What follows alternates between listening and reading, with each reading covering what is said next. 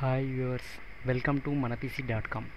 ఈరోజు క్లాస్లో మనం ఎంఎస్ దాస్ గురించి నేర్చుకుందాం. ఎంఎస్ దాస్ అనగా Microsoft disc operating system. MS Das అనేది సియుఐ లేదా సిఎల్ఐ ఇంటర్ఫేస్ అనగా క్యారెక్టర్ యూజర్ ఇంటర్ఫేస్ లేదా కమాండ్ లైన్ ఇంటర్ఫేస్.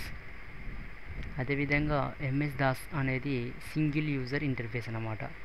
అంటే ఈ దాస్ని కేవలం ఒక యూజర్ మాత్రమే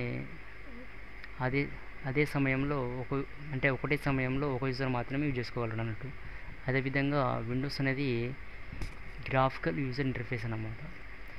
ఈ విండోస్లో వచ్చేసి మనకిది మల్టీ యూజర్ ఇంటర్ఫేస్ అనగా ఒకే సమయంలో ఒకరికంటే ఎక్కువ యూజర్స్ అనేది వర్క్ చేయడానికి అవకాశం ఉంటుంది. ఓకే, ఇప్పుడు మనం దాస్ని ఎలా ఓపెన్ చేయాలో చూద్దాం. మొదటగా స్టార్ట్ బటన్ మీద క్లిక్ చేయాల్సి ఉంటుంది. తర్వాత రన్.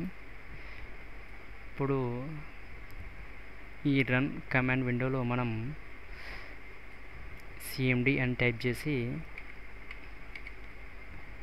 ఎంటర్ కీని లేదా ఓకే బటన్ మీద క్లిక్ చేయాల్సి ఉంటుంది. ఓకే, ఇప్పుడు మనకు దాస్ అనేది ఓపెన్ అయింది. ఇప్పుడు దీన్ని ఎలా క్లోజ్ చేయాలో చూద్దాం. ఇక్కడ మనకు 3 బటన్స్ ఉన్నాయి కదా. ఇందులో మొదటిది మనకు మినిమైజ్ చేయడానికి, తర్వాత ఇది మ్యాక్సిమైజ్ చేయడానికి, అదేవిధంగా క్లోజ్ చేయడానికి. ఓకే, మొదటి బటన్ మీద క్లిక్ చేస్తున్నాను, మినిమైజ్. ఇప్పుడు మనకు అది టాస్క్ బార్ మీద రావడం జరిగింది. ఓకే, ఇప్పుడు దీని మీద రైట్ క్లిక్ చేస్తున్నాను, రీస్టోర్ అంటే మనకు ఇదివరకు ఏ విధంగా ఉందో అదే మాదిరిగా వస్తుంది, దాన్ని రీస్టోర్ అంటారు.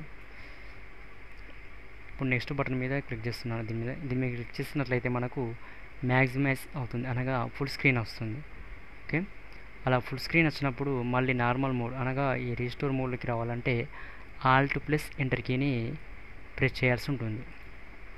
ఓకే, మనం ఈ దాస్ని ఉపయోగించిన తర్వాత క్లోజ్ చేయాలనుకుంటే ఈ రీస్టోర్ మోడ్లో ఉన్నప్పుడైతే మనం ఇక్కడ క్లోజ్ బటన్ కనుక క్లిక్ చేసినట్లయితే క్లోజ్ అవుతుంది.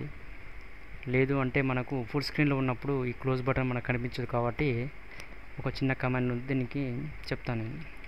EXIT అనే కమాండ్ను టైప్ చేసి ఎంటర్ కీని ప్రెస్ చేయాలి. చేసినప్పుడు మనకు ఆ దాస్ అనేది క్లోజ్ అవుతుంది. Okay, thank you for watching this video. ఈ వీడియో కనుక మీకు నచ్చినట్లయితే మీ ఫ్రెండ్స్తో షేర్ చేసుకోగలరు. ధన్యవాదములు.